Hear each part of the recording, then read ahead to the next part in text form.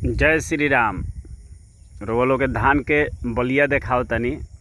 सुबह के मौसम कितना सुहाना बा, कितना सुंदर लगता, कितना आनंद बा।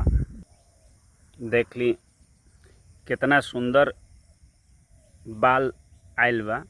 मौसम भी उन्हें मौसम बहुत बिगड़ गल, मौसम अब साथ दिले बा।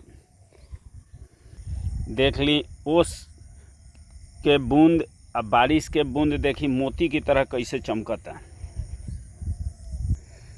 और सब में दूध भरे के वजन देखी लटके लागल, सब में दूध भरे के शुरुआत होखे लागल। देख ली कितना सुंदर बलिया आयल बा। ई 64-44 धान के बिया बा जौन अब की बार लगावल गयल बा।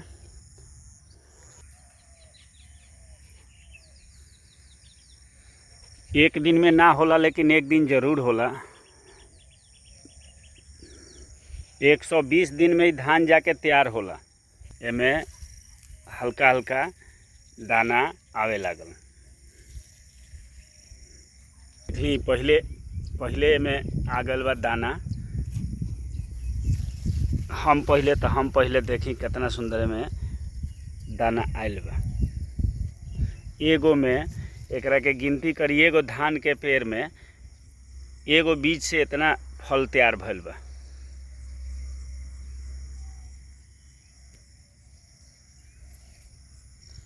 धान दूधा गेहूँ बूढ़ा। धान दूधा भी कटाला तो कोई बात नहीं खे, में दूध के अंश रहेला, लेकिन गेहूँ के फसल गेहूँ जब बूढ़ा होला तब कटाला। रात में बारिश भइल बा। धान पानिए के चीज़ है। बारिश भइल बा तो देखी धान के जड़ में पानी के बहुत ज़रूरत रहेला। बिना पानी के धान ना हो पावे। पानी रही तबे धान के फसल बढ़िया होई।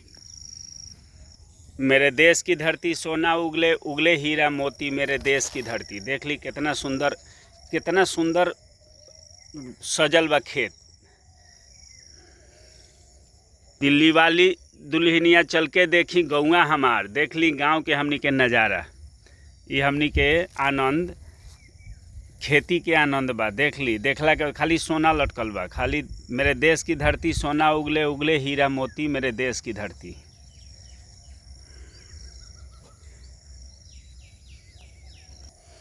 आज दशहरा बा।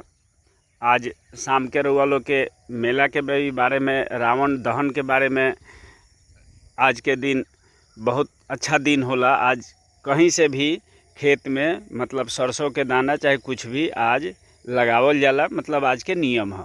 सोचनी है कि रउआ लोग के धान के ही फसल से सुबह के शुरुआत करी। सुबह में ऐनी खेत घूमे, देख के मन गदगद हो गए। रउआ लोग भी देखेम तो कैसन लागता एकरा के कमेंट में ज़रूर बताएम लो। अच्छा लगे तो शेयर करेम लो, जौन कमी बुझाए कमेंट करेम लो, और सब्सक्राइब जरूर करेम लो कि रउआ लोग इन तक हमारी वीडियो पहुँच पाओ।